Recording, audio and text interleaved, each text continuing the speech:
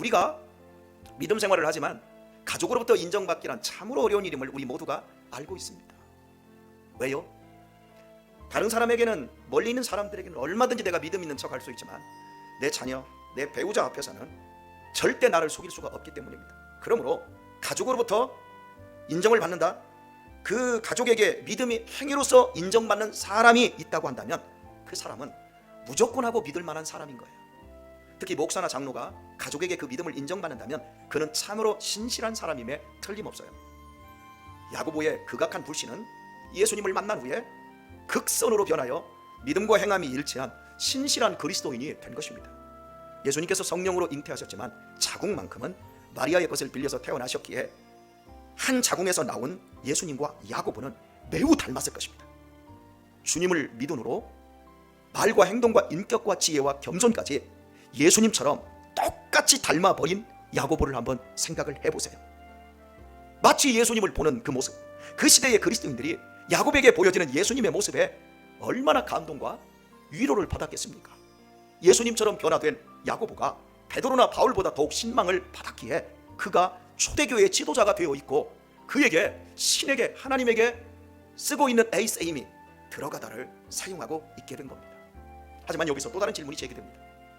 이처럼 신적 존재와 같았던 야고보가 왜 지금은 무명한 것일까요? 우리는 베드로나 요한은, 바울은 알고 있는데 왜 야고보가 이렇게 대단했던 사람인데 왜 지금은 무명한 사람이 되었을까요? 분명 초대교회에 바울과 베드로보다 존경과 신망이 두터웠는데 왜 오늘날 우리는 그를 무명인처럼 생각하고 있을까요? 초대교회는 신생한 교회였기에 내부적으로 많은 시행착오가 있었고 외부적으로 이단과 핍박이 있었습니다. 여기 우리 교회에 처음에 함께 계셨던 분들은 알아요. 한 3년 정도 때까지 우리 교회 정말 어려운 일 많았어요. 제가 그때 이빨이 다 들썩거리고요, 머리가 그때 다 빠진 거예요. 이렇게 교회를 처음 세워갈 때는 외부적으로 내부적으로 어려운 일들이 너무너무 많아요. 초대교회는 바로 수많은 시행착오가 외부적으로 이단과 핍박이 있었어요. 이런 상태에서 예루살렘 교회의 최고 지도자가 되면 참으로 고통과 위험이 동반했을 것은 불을 보듯 뻔한 일입니다. 이런 상황에서도 야고보는 모든 세대가 흠모하는 초대교회의 터전을 만들었고 또한 이걸 만들기 위해 그 자신을 온전히 헌신했을 것입니다. 그리고는 조용히 역사의 무대에서 내려온 거예요.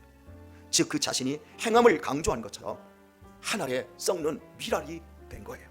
살아서는 행함이 있는 산 믿음으로 치열하게 예수님처럼 살았고 또 때가 되자 행함이 있는 산 믿음으로 걸음처럼 죽은 거예요. 오늘날 목사들이 큰 교회를 일구고 은퇴를 합니다. 은퇴를 하고도 그 자리를 버릴 수가 없어서 자식에게 교회를 주고 뒤에서 이래라 저래라 하며 교회가 어지러워지는 경우가 상당히 많지 않습니까? 야고보도 그럴 수 있었어요.